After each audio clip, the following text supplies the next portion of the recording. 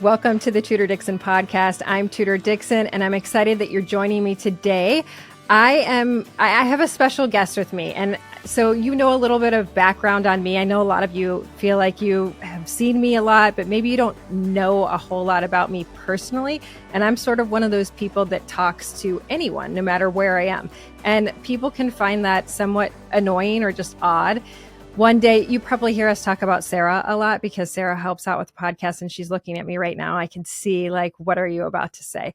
And I am going to tell a story about not really about her. So one day we were going through McDonald's, and I know you all know that there's all this alien talk going on, right? So everybody is trying to figure out what's going on. Do we have aliens? Are there not aliens? So the guy at McDonald's has these alien tattoos up and down his arms. And I'm like, this guy is clearly like really into the aliens, right? So I was like, what do you think?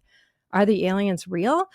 And he looked at me like, well, obviously, yes. And he said, yeah, for sure. And I was like, okay, so you're totally all in on this? And he was like, yes, I am totally all in on this. And then I paid and we drove away. And Sarah was like, did you know him? And I said, no. She's like, why would you ask him about the aliens? I said, because he had these tattoos. And I think she thought, you're insane. Why would you just randomly talk to people? But that's a little bit of what you get when you are out and about with me. So last week, Sarah and I were in New York, and we went to lunch with someone who was very important. We were sitting there talking, and I love the fact that as we were talking, we're talking about politics and everything that, you know, normally we end up talking, normal people don't talk about, but we end up talking about. And the gentleman who is taking care of us, our server, chimes in to our conversation. And he's like talking about, this is going to be a pretty crazy presidential year, isn't it? Which I love that he struck up this conversation with us, started talking to him. Turns out he's this super interesting guy. And he's sort of one of those people that probably the folks that listen to this podcast are very curious about, because we like to call him an independent. And, you know, an independent is someone that people are all wanting to find, right? Everybody in the political world is like, what do the independents think? Because we on the right, no, we're going to get the people on the right. On the left, you know, you're going to get the people on the left. But the independent is like this magical unicorn. How do you talk to the independent? And he was so cool that he was willing to sit and chat with us. And I said, man, I'd really like to have you on the podcast, because I feel like this is an opportunity to pick your brain, someone who is kind of unexpected. And he actually agreed to come on the podcast. So I'm excited that James Hawley is here with me today. I want to talk a little bit about you so that our audience can get to know you and learn what this magical independent is like. But James, thank you for agreeing to do this. Oh, it is my absolute pleasure. We had a wonderful conversation. Sometimes when you jump into someone's conversation, you don't know how it's going to land, but I'm really excited that it landed well, and it allows us to further the conversation over here. You started talking about your politics and you started talking about your faith, which I found very interesting, because for those of you listening, James is an independent. He is a Christian. He is a pastor, and he is a Black man who lives in New York. And so when you approached us and you said, you know, I sometimes vote with Democrats, I sometimes vote with Republicans, I was like, wow, this is very interesting, because you are that man who a lot of people go, oh, well, what can even be done in New York? There's, you know, everybody's set in their ways. In fact, just this morning, I was talking to somebody and they said, why would you even talk to somebody from New York? They're set in their ways. But you've recently found that people are willing to engage in more conversation. I find that fascinating. Tell me about that. Well, I have to say I want to talk about the scariest time of being in New York in my entire life.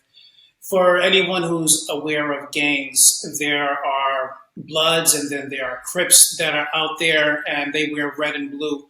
And in the restaurant where we were in, it was the scariest time of my life, where people were wearing nothing but red and nothing but blue.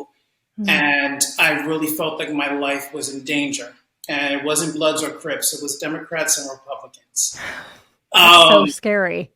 During the election where Trump took office, the tension in the air was so thick.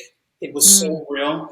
But I was watching, and that allowed me to further my understanding of what politics is all about. And politics, it could be extremely challenging and rough and sometimes even dangerous. But I realize it's a space that I need to be more aware of.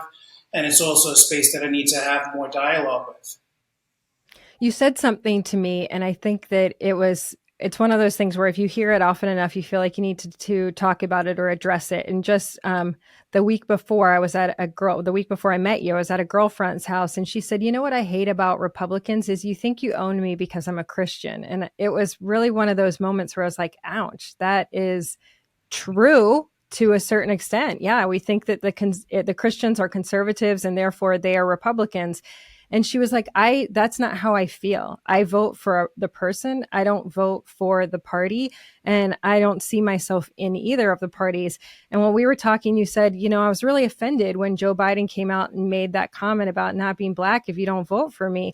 And I think oftentimes our identity is, people feel like they own our identity for some reason. I've had times when I've felt like there are people who feel they own me because of my gender. You can feel like you're owned because of your skin color. You can feel like you're owned because of your faith. Yeah. And yet, are we really winning people over? So tell me a little bit about what that was like for you going, man, I really need to step into the world and learn about politics. Well, I'm torn as well. The same way that you described being torn, or your friend saying that as a Republican, you automatically believe that the Christian vote belongs to you. As a Black person, that often ends up being the time as well. The same thing as well, I should say, is that people believe that just because you're Black, that you are going to vote Democrat. And that's not necessarily the case. And then there's the other side that if you're a Christian, that you're definitely going to vote Republican. And that's not necessarily the case as well. What I've noticed is that a lot of times Democrats, they just make something up that doesn't exist. But then Republicans, what I've noticed is that they like to hide the truth or to skip over it as if it was not necessarily a problem. So get into that a little bit. If you don't mind, what do you mean by that? Because I think that's something that when you're trying to talk to folks about it, they're like, no, that's not happening. But you've experienced that, you've lived that. And I think this is something that people on the conservative side need to hear. Yeah. In regards to conservatives, in regards to moral values, that's where I'm going to lean strongly on the conservative side. I am anti-abortion. I am anti, especially the LGBT, especially the T, is what we're dealing with more and more every single day. And I'm starting to see more people. They're starting to speak about it. They're against it. As a Black person, you feel forced. Sometimes you feel forced to go down a liberal path. And what I hate is that with every liberal movement, they try to attach themselves to the Black struggle. Now, the Black struggle is real. And this is where I believe that conservatives, they miss it. There is a Black struggle that's out there that's not over. It's not dismissed. But liberals have to understand, and Black liberals in particular, that it's better. Let's acknowledge that it's better. Most people, they're not willing to say it's better. They think that we are still living in Jim Crow. But that's not the case. It's better. It's not where it needs to be, but we're closer to being there. And when we can acknowledge that on both sides, on the left and the right, the left that it's not as bad as it used to be, but also on the right, it's not where it needs to be. Let's move forward. Let's actually push ourselves to get there. I think that people on one side or the other, they want to make a big deal out of the way they think it is. So on the conservative side, people are like, the opportunity is there. We just have to provide the opportunity and nobody is held back. But I will tell you that when I was in college, I went to the University of Kentucky. So, a little bit more Southern, and I was in several African-American studies classes. It was just my interest. That was just what I decided I wanted to focus on in a certain part of my studies. I took one course and then I was like, man, there's a lot of history here that I've never learned. It's just it just doesn't happen in K through 12. And I want to open my world to this more. And so I had these two Black girls on my floor that were my friends. And we would talk about different cultural differences. And I said to them, I go into class and the whole entire class is all Black students. I'm the only white student, and no one wants to sit next to me. I said, why do you think that is? And I will never forget her looking at me and saying, it's how I feel when I walk into every class. And I was like, it was just stabbed me right in the heart. I'm like, wow, that really does still happen. That, you know, if your friends aren't in there, you're not willing to go make that choice to sit there. And I felt it, you know, it was the first time I had felt that. And I had to put myself in that situation to feel it. So I think that we tend to say, oh, it's not happening anymore because we don't feel it. It's just like, to be honest with you, the men who I see right now coming out and they're like so mad about this Barbie movie, I'm like, let me tell you, you haven't lived what it is to be a woman. You just haven't. And anybody who is like, oh, this is such a terrible movie, I'm like, you try to be a mom. You try to be a working mom. You can't, you are not unwilling to see. So how often do you feel like you check a box where people, this is how I feel, like, oh my gosh, I value you so much because you check my box, but I don't respect you. I don't love you. I don't want to push you forward. I just love that I feel like I can say I have this person that checks my box. Do you ever feel like that? Yeah, and there's a lot of times, especially if I meet conservatives or a white conservative in particular, as soon as they find out that I don't have complete liberal views, they feel as if I've checked the box of being completely on their side, on their like we're together, we're one because you don't like this issue and neither do I. When we look at the polls, we see that roughly 30% of people are Democrat, roughly 30% of people are Republican, but the 40% are in the middle. And it's hard to make that decision.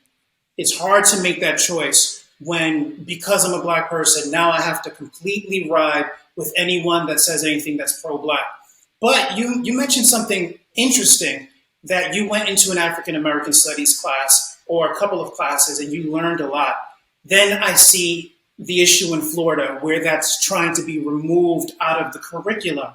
But then I go even a step further. There's a portion of that within Black history that they're putting in LGBT history as well, as if they're the same. And it's not fair. And I'm really hoping that we're able to come to a place where we can honestly just learn from each other. I believe there are so many amazing stories in the history of this country. And really, I mean, to a certain extent, the African American history of this country, it's our history. We all were a part of this history in some way. And so you see that these, for good and for bad. Yes, exactly. You see that, I mean, to get where we are today, it took white and Black people working together, and it took people working against the bad people. And how do you identify now who were the bad people? But you do need to learn what happened. You do need to understand that there is this very ugly side. There were people that worked together. The Frederick Douglass story is a pretty incredible story. And I never learned that in school. From kindergarten through 12th grade, I never learned about the influence of Frederick Douglass in this country. True story. My great-great-grandfather was friends with Frederick Douglass. No way. Absolutely. Yeah. He was a minister. He was a pastor or bishop in Haiti, but he was from America originally. And he actually, he had close ties with Frederick Douglass. Isn't that so neat? And that is the cool part about being able to trace some of these stories back, because obviously the country was divided over something that was to us so obvious. How could the country be divided over slavery? To us, it was so obvious. And even today, when I hear people fighting about Juneteenth, it's interesting to me because I'm like, do you not understand the significance of this? Because we really don't even celebrate the Emancipation Proclamation, which happened. And then years later, you end up finding they finally get to Texas and say, these people are free. And to me, that is such a gigantic celebration. And when I see people go after this, I'm like, you did not learn what this meant for our country, for everybody in this country. And like I said, when people go, that's African American history, that is our history. that this happened in the United States of America, that we had a Black man and a white president work together so hard to make sure that this was abolished. And it took years to actually finally get completely rid of this. And then you had a celebration. We should have a celebration every year. You're the first conservative that I've heard that is not anti-Juneteenth. And That's sad. I really admire that, and I respect that of you. I've heard Black conservatives denounce it completely, and to me that's painful because it is an important part of history, and it should be celebrated, and it should be celebrated in a way where everyone, and I don't want white people to continually to feel guilt about everything. We need to get to a place where there's actual healing. I remember when Joe Biden, and that's an entirely different topic to talk about, but when he became president on the night where he won and he gave his speech, when he gave his speech, he used words that provided so much hope for the country to have healing and I'm not the biggest Joe Biden fan, but when I heard that, it resonated with me. Yes, it's time for us to have hope. But then from that point, I have not seen that hope come to pass. I have not seen the collaboration. I've not seen the connection between the right and the left come together. I've seen the country more divided than it's ever been.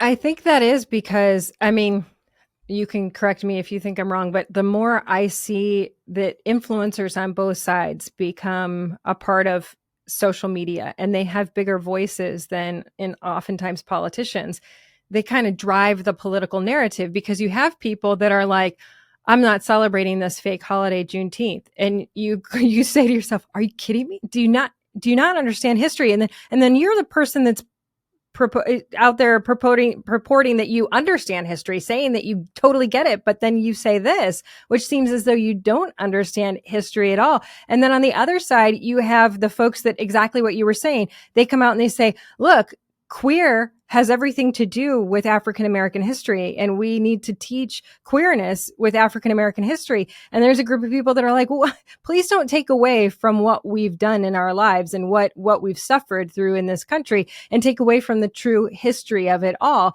And so I think that we have ended up in a country that is divided because we have influencers who are unwilling, because I believe that the more clicks you get, the more radical you are, the more clicks you get. So the person who sits down with somebody and says, hey, let's see where we can compromise, where we can get together, like, that's not click worthy. It's the person who's out there like, this isn't real, Barbie sucks, screw Bud Light, all of these things where you can become, oh, wow, everybody, that was a viral moment. But is that the healthy moment for the country? What I've realized about viral oftentimes ends to be the extreme of a potential truth. And when I think of what is out there on YouTube, on podcasts, it's always the extreme. It's always somebody trying to get clickbait or to say something so outlandish that they can get their 1 million views or something along those lines. And I notice it even also in comedy.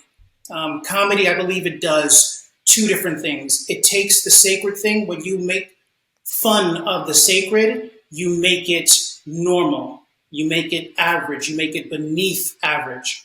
And when you make fun of something that is morally wrong, you actually elevate it. You take it up. And it becomes something that people start seeing, no, we don't make fun of that anymore because it's the playing field has changed. I heard one comedian actually say this, that it's their goal to make sure that nothing remains sacred. And I think America is heading towards that direction if we don't go down the right path. That's interesting. I think that the goal is to pull young people away from that higher power. We keep hearing across the country when we've talked to pollsters, interestingly enough, they say, well, when we talk to young people, this current generation says that they need to be for something. they don't actually care what it is. They want to be for something. And that's how they become activists and become involved in these things that are maybe, I mean, even this new following of Satan, you know, they just want to be these activists. And it used to be that everybody, well, most families were for something because there was faith in families, whatever that faith was, whether you were Jewish, a Muslim, or Christian, that was what you were for. And then you went out in life to make an impact. But now that we've seen more and more people getting away from faith, and a lot of these social media posts are driving people away from faith, it seems as though it's easier to get that younger generation into activism.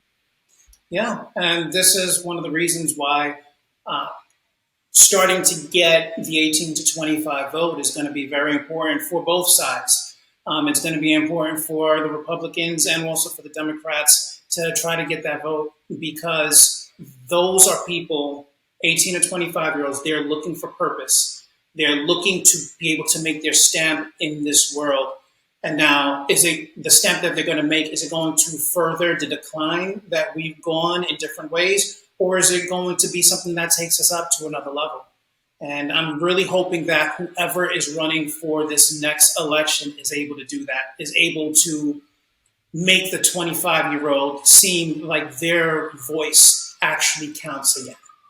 Who do you think, I mean, at this, obviously, it's very early on. We talk about the presidential election all the time. It's very early on. It seems like the election time frame is longer and longer every year. Pretty soon we'll be campaigning the day after we're inaugurated. but it is the topic of conversation right now. So as you see this, obviously you're somebody that can vote either way. What is intriguing you and what is turning you off about these candidates? When I think about our current president, and I see a lot of the mistakes that he's made. I come from Haitian descent, and his press secretary, she's of Haitian descent, and I feel sorry for her every single time she has to speak, because she has to defend a lot of things that I wish she wouldn't have to defend. But when I look at Biden, what I see is someone who is not able to continue to function. If Biden today were to turn all of his beliefs and fit directly with what I believe, I still couldn't vote for him, because I don't think that he can actually perform the task anymore. Because you think that because of his age, or, I mean, he seems to be, obviously people this age can be in different states, but he does seem to be in mental decline. Is that something that you've noticed as well? It's the mental decline that I'm concerned about. Yeah. And it's probably due to the age, but the mental decline is serious when you see someone who shakes hands with thin air, and someone who's calling out a dead person who's not in a crowd, thinking that they're there. It's very challenging to say that that person is fit. And this is what hurts me about the Democratic Party, is that they have not found somebody to replace that person. They have not found a way for him to gracefully bow down and have someone else to take on the torch. I think this is what this is what you hear people talking about when you hear people talking about the swamp, because it's like those people that are not elected, they have no term limit. It's the people that work in the White House, that work in Washington, D.C. They are all, this is their job, right? So this is the establishment that comes out and says, this is our candidate because we're with him. We're going to stick with him. And this is on both sides. This is not something that is unique to Joe Biden. This is how we end up with congressmen and women who are in there for way too long. All of these people that have been staying in government offices for what we think is longer than probably their mental capacity should be there, I believe is the people around them that create this world. And I do think that you make a really good point. Why isn't somebody coming forward and saying, this is the person? I mean, you've clearly got Gavin Newsom out there saying, I'm willing to step in. You've got Gretchen Whitmer saying, I'm willing to step in. There are certainly other Democrats who would love to jump in. So it does seem like, why is this not happening? But I suspect it is the people behind the scenes that are really running things. He's like, the Manchurian candidate. Yeah. Then when you go to the other side and we have Trump, or the other side, and he's a caricature of himself oftentimes, and he did not bring the country together. Mm. He has a lot of claims. Some of the claims are true. Other claims I would find not to be true, but he did not bring the country together. And that reason, the person that I'm leaning towards now is somebody who only has 7% of 7 to 8% of the votes is Vivek Ramaswamy. And I look at him as somebody who is honest. I look at him as someone who, it's like you take what I believe is the good in Trump, you take that and you add kindness to it. And that's why, and that's one of the first things that you and we spoke about at the restaurant, is that that's an individual that I can see myself behind, which is interesting because he's not a Christian. And I'm 100% Christian, and I believe that through and through. But I see, and this is the main concern for me, is he going to stop Christianity from advancing? And I can see I can see with Republicans, Christianity could be misconceived. People don't see it exactly what it is. And then with Democrats, it tries to be suppressed. But I'll also add this, and this is for all conservatives who are Christian. It's our job, it's our obligation, it's our biblical mandate to pray for our president. Not only to judge, not only to ridicule, but to actually pray for him. There's a time where Peter in the Bible, during the time of Nero, which was somebody who would make Hitler look like a saint, he said, honor the king. And we live in a democracy and we vote people in as opposed to a king being placed. But I do believe it's still our obligation. I believe it's my obligation to pray for my mayor, to pray for my governor, to pray for my president, and not to say Trump is my president. That's not a Christian thing to do. That's not a godly thing to do. When Trump is messing up, we say, let's pray for him. When Bush is messing up, we say, let's pray for him. But when Biden or when Obama, when they're messing up, it's time to ridicule. I think Christians, we need to take it up a notch. That's interesting. I mean, it's true. When I was in the campaign, there were nights when we were saying our prayers and we would say prayers for Gretchen Whitmer and my girls. I remember one night, my twins, they were like, why would you pray for her? And it was one of those teachable moments. I said, this is what we're called to do. We're called to pray for our leaders. Right now, she is the governor of the state and we pray for our leaders. And I think that's important. When I was growing up, no matter who was president, there was this honor that position held, that you were to respect that position. And I think that, again, when you say this country seems very divided right now, that just innate honor and respect has fallen to the wayside. And obviously a lot of people are very concerned about what is happening in the White House right now for the reasons you mentioned. But there's also a question of, wait a minute, what actually transpired when this man was vice president? Could there have been other things happening? Regardless of those things, it is the position that we say, this is our president. This is the president of the United States. They have a lot on their shoulders. And we as a community lift that person in prayer, no matter what. Yeah, and that's what I do. When I pray for the president, I pray for him. I pray for his wife. I pray for his cabinet. I pray for the people who are whispering in his ear all day long. Those are the people that they need to be guided by God just as much as he does. But if we're only going to throw stones at him, we're not going to go anywhere. And no matter who we want to be in office, no matter who we want to be elected, it's not going to be okay if we're throwing stones now. And one of the biggest things that I heard a minister say during the 2020 election, it says, no matter who wins, America loses, because we're going to be more divided. And in the last 3 years, that's exactly what it's been.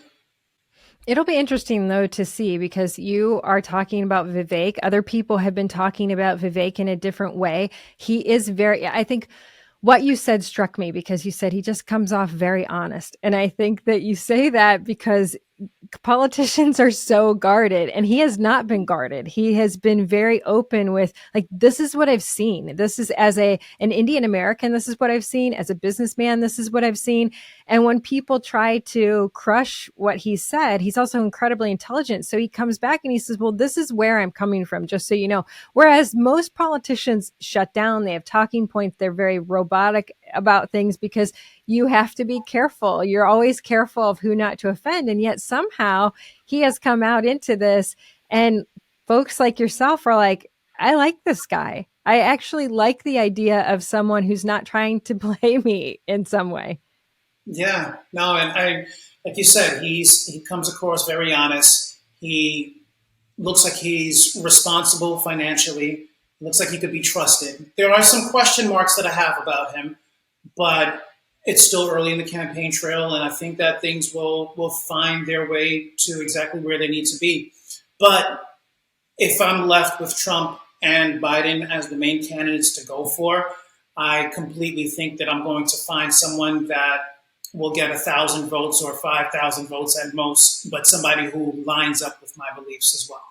Well, interesting. That is very interesting. Well, I really feel like we have to have you come back when it gets closer to the election. I know I hear what you're saying about Vivek, and you're learning there are some things that may be red flags. I think that's the interesting part about this, is that we have to remember this is not a God. You're not voting for a God. This is not someone that comes down and is given to you by God. You're voting for a person. And so I find that fascinating, because there are things that aren't perfect, but you're still willing to listen and stay there and say, okay, I'll hear you out.